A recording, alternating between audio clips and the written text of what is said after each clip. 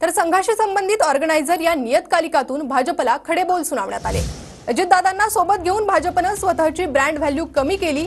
महाराष्ट्रातील राजकारणाचा दाखला देत भाजपला घरचा आहेर देण्यात आलाय। संघाला दहशतवादी संघटना म्हणून हिणवलेल्या काँग्रेस जनांना भाजपने नेते बनवलं। महाराष्ट्र अनावश्यक राजकारण आणि हेराफेरीचं उत्कृष्ट उदाहरण असल्याची टीकाही करण्यात आली आहे। आरएसएसचे आजीव सदस्य रतन शारदांचा ऑर्गनायझर मध्ये लेख आहे आणि त्यातच ही टीका करण्यात आली आहे। तर अजितदादांना सोबत घेऊन भाजपने स्वतःची ब्रँड व्हॅल्यू कमी केली। वास्तविक भाजप आणि शिंदे गट यांना सहज बहुमत मिळालं असतं। संघाला दहशतवादी संघटना म्हणून हिणवलेल्या काँग्रेस जनांना भाजपने नेते बनवलं। 26/11ची घटना हा संघाचा कट होता असा आरोप करणारे पुढे भाजपमध्ये येऊन नेते झाले। भाजपमध्ये आलेल्या या नेत्यांनी त्यांच्या वक्तव्यांबद्दल खेद व्यक्त केला नाही किंवा माफी मागितली नाही। महाराष्ट्रातील खेळीमुळे अनेक वर्ष काँग्रेसी विचारधारेला विरोध करणारा सच्चा भाजप समर्थक दुखावला। भाजपा पार्टी विथ डिफरन्स अशी ओळख सांगतो, परंतु भाजपची ओळख पार्टी विदाऊट एनी डिफरन्स अशी झाली आहे। भाजपमधील नेते हे त्यांनाच राजकीय वास्तव कळतं या मोठ्या भ्रमात आहेत। भाजपला निवडणुकीत सहकार्य करण्यासाठी स्वयंसेवकांशी संपर्कही केला नाही। निस्वार्थपणे काम करणाऱ्या जुन्या समर्पित कार्यकर्त्यांकडे दुर्लक्ष झालं।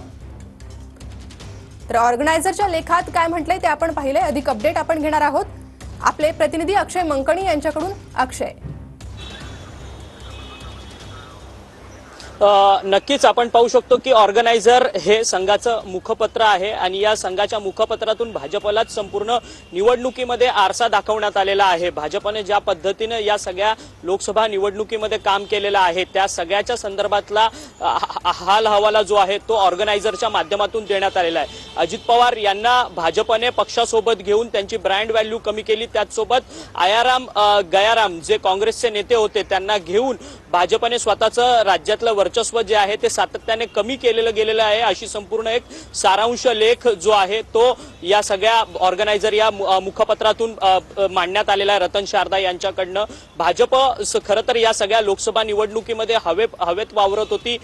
जमिनीवरच्या कार्यकर्त्यांना अर्थात जमिनीवरचे जे भाजपचे हार्डकोर कार्यकर्ते आहेत आणि त्याचसोबत संघाचे जे स्वयंसेवक आहेत त्यांच्याशी कोणताही संपर्क साधलेला नसल्यामुळे ही संपूर्ण हार जी आहे ती पत्करावी लागलेली आहे।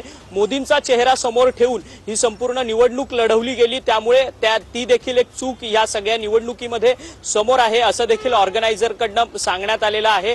काल मोहन भागवत यांनी या सगळ्या संदर्भात अधिकतम स्पष्टपणे आपली भूमिका मांडलेली होती। मोहन भागवत यांनी मणिपूर इथल्या संपूर्ण हिंसाचाराच्या संदर्भात आता लक्ष देणं गरजेचं आहे हे देखील मांडलेलं होतं आणि त्यानंतर ऑर्गनायझरमध्ये आज संपूर्ण भाजपला आरसा दाखवणाराच हा संपूर्ण निवडणुकीच्या संदर्भातला लेख जो आहे तो छापून आलेला आहे आणि भाजपच्या संपूर्ण जे हवेत असलेले नेते आहेत कार्यकर्ते। धन्यवाद या सविस्तर माहितीबाबत।